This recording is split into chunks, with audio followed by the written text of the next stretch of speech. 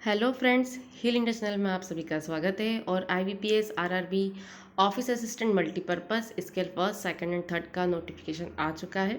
तो आइए हम जानते हैं कि हमारे दिव्यांग साथियों के लिए ऑफिस असिस्टेंट मल्टीपर्पस में कितनी वैकेंसीज़ है, क्या क्राइटेरिया है और क्या एजुकेशन क्वालिफिकेशंस की रिक्वायरमेंट है। तो जैसा कि यह नोटिफिकेशन 6 जून 2022 को आ चुका है, जिसके लिए आपको ऑनलाइन अप्लाई करना रहेगा। ऑनलाइन अप्लाई करने की डेट जो है वो शुरू हो चुकी है 7 जून से, और इसकी लास्ट डेट 27 जून 2022 है। IBPS RRB office assistant multipurpose में दो एग्ज़ाम होती है, प्री और मेंस। तो प्री की एग्ज़ाम अगस्त में होगी, जबकि मेंस की एग्ज़ाम अक्टूबर में होगी। अब हम एज की बात करते हैं तो 18 साल से 28 साल तक के कैंडिडेट्स इस फॉर्म को फिल कर सकते हैं, परंतु हमारे दिव्यांग साथियों के लिए 10 साल का रिलैक्सेशन दिया गया है। फीस की बात करते तो 175 रुपये यानी कि 175 रुपीज़ हमारे दिव्यांग साथियों के लिए फ़ीस है। एजुकेशन क्वालिफिकेशंस की बात करते हैं तो आपके पास ग्रेजुएशन की डिग्री होनी चाहिए, मतलब आपके पास ग्रेजुएशन होना चाहिए, बैचलर डिग्री होनी चाहिए किसी भी सब्जेक्ट में और रिकॉग्नाइज यूनिवर्सिटी के साथ होनी चाहिए।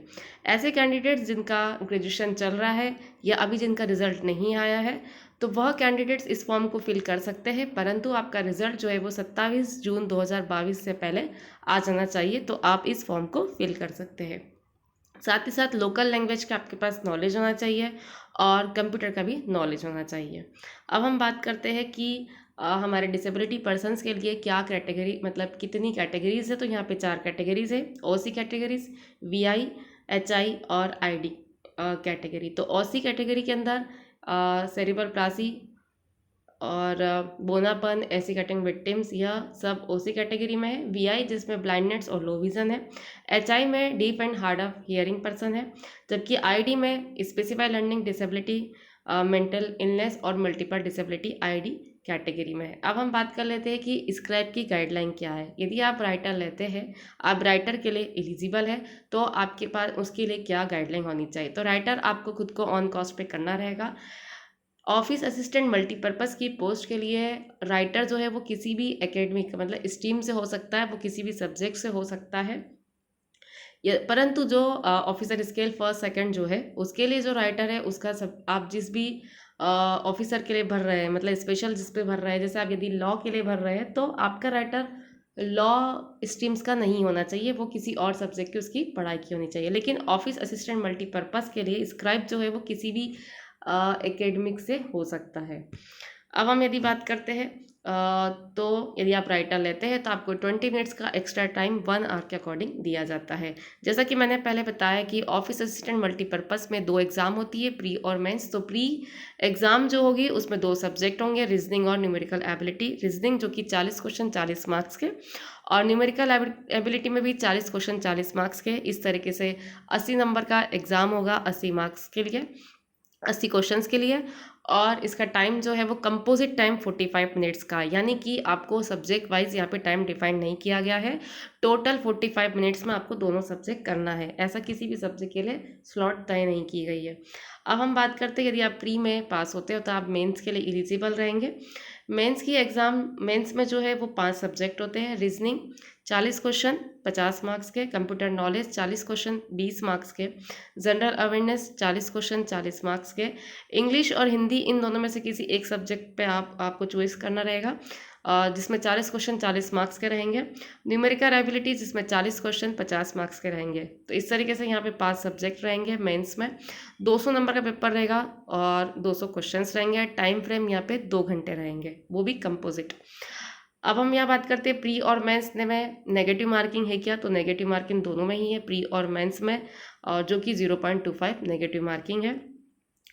और ये एक क्लर्क की एग्ज़ाम है, इसलिए प्री और मेंस की एग्ज़ाम होगी, यहाँ पे इंटरव्यू नहीं होगा। अब सबसे महत्वपूर्ण बात कर लेते हैं कि ऑफिस असिस्टेंट मल्टीपर्पस में हमारे दिव्यांग साथियों के लिए कितनी पोस्ट है और किस स्टेट में और क्या कैटेगरी वाइज। तो यहाँ पे मैं बात करती हूँ कि टोटल वैकेंसीज यहाँ पे 152 वैकेंसीज आई है हमारे दिव्यांग साथियों के लिए, जो कि अलग अलग कैटेगरी में इस प्रकार है। HI कैटेगरी में टोटल वैकेंसी 43 है। ओसी में 54 है, वीआई में 34 और आईडी में 21 वैकेंसी। तो इस तरीके से टोटल वैकेंसी 152 है। मैंने यहाँ पे उसकी पूरी समराइज दी गई है कि कौन सी कैटेगरी में किसी स्टेट में कितनी वैकेंसीज है, परंतु मैं यहाँ पे आपके साथ डिस्कस कर रही हूँ वीआई कैटेगरी की कि वीआई कैटेगरी में कौन से स्टेट में कितनी वैकेंसीज है, ब्लाइंडनेस और लो विजन कैटेगरी में कितनी पोस्ट है। तो मैं यहाँ पे स्टेट वाइज आपके साथ शेयर कर रही हूँ। असम में 1 पोस्ट, बिहार में 2, छत्तीसगढ़ में 1 और गुजरात हरियाणा में नहीं है, हिमाचल प्रदेश में 2, जम्मू कश्मीर में 1, कर्नाटका में 2, केरल में 1, मध्य प्रदेश में 7 वैकेंसी, महाराष्ट्र में 3 वैकेंसी, उड़ीसा में 1, पंजाब में 1, राजस्थान में 1 वैकेंसी, तमिलनाडु में 4, तेलंगाना में 3, उत्तर प्रदेश में 1, त्रिपुरा में 1 वैकेंसी और वेस्ट बंगाल में 2 वैकेंसी। तो इस तरीके से वीआई कैटेगरी की टोटल वैकेंसी 34 है। मैं थोड़ा सा वीआई कैटेगरी के लिए यहाँ पे डिस्क्राइब और कर देती हूँ कि वीआई कैटेगरी में यदि सबसे ज़्यादा वैकेंसीज यदि यहाँ पे देखते हैं तो वो है मध्य प्रदेश में, जो कि 7 वैकेंसी है। यहाँ पे 2 बैंकों ने यहाँ पे वैकेंसी निकाली है। तो इस तरीके से मध्य प्रदेश में जो है वो 7 वैकेंसी है और टोटल हमारे दिव्यांग की जितनी कैटेगरीज है उसमें सबसे ज़्यादा वैकेंसीज जो है वो मध्य प्रदेश में है, 21 वैकेंसी। उसके बाद में यदि हम बात करते हैं तो बिहार में है जो कि 15 वैकेंसी है, जहाँ पे वीआई के लिए 2 वैकेंसी है और ऑर्थोपेडिक ओसी कैटेगरी के लिए 7 पोस्ट है। उसके बाद में यदि हम करते हैं तो महाराष्ट्र में नहीं, उसके बाद में तेलंगाना में पोस्ट है 17, जिसमें वीआई कैटेगरी के लिए 3 पोस्ट है और उसके बाद में फिर महाराष्ट्र में वैकेंसीज है 14 टोटल वैकेंसीज में। तो इस तरीके से यहाँ पे स्टेट वाइज वैकेंसीज मैंने आपके साथ शेयर करी है। एक बार और समराइज कर देती हूँ। तो एचआई में 43 वैकेंसीज है, ओसी में 54 है, वीआई में 34 और आईडी में 21 वैकेंसीज है। तो इस तरीके से अभी तक का जो नोटिफिकेशन है उसमें टोटल वैकेंसी 152 है। मैं आप लोगों के साथ एक और बात शेयर करूँगी कि अभी आप फॉर्म को ना भरें, 5 से 7 दिन बाद इसको फॉर्म को फिल करें, क्योंकि वैकेंसीज कई बार अपडेट होती है स्टेट वाइज। तो एक बार 2-4 दिन रुक के, यानी कि आप 11-12 तारीख के अकॉर्डिंग इस फॉर्म को भर सकते हैं, तब तक कुछ ना कुछ अपडेट्स आता है। जैसे पिछली बार भी कई वैकेंसीज रिवाइज हुई थी, कई वैकेंसीज बढ़ी थी। तो आप फॉर्म को फिल करते समय ज़रूर ध्यान रखें कि किस स्टेट में कितनी वैकेंसीज है।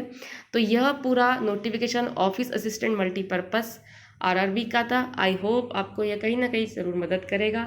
इसी प्रकार हिल इंडिया चैनल के साथ बने रहें, चैनल को सब्सक्राइब करें, लाइक करें, शेयर करें। धन्यवाद।